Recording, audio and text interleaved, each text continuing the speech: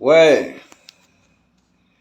Azonareo vahoaka malagasy, Premier ministre tsy hay mangala anareo karaha ganagana, karaha gisa. Hainareo, mangala anareo karaha ganagana ndraiky gisa. Mora patrouille. Hainareo tsara volamena io. Volamena 36 kilo io. Reo ndro nangalatra nanazy. Reo ndro nangalatra nanazy. Sefon gouvernemanta miaraka amin'ny namany. Tsy hay kristiany olo fa niasa tao e. Hainy tsara karakory fangalarana volamena io e.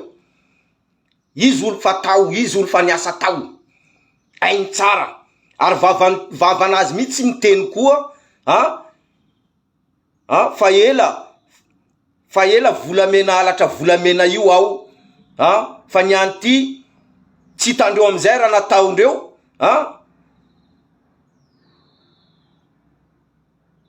ary ametraka fitorina nia, fitorina iza olo ande torina,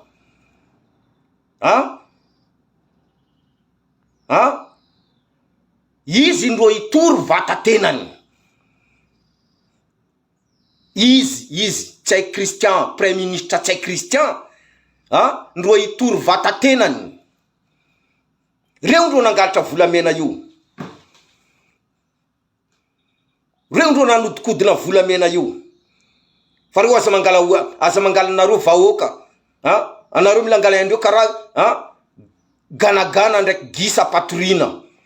Izy vonalohany, izy lohany, izy sefony gouvernemanta, izy vonalohany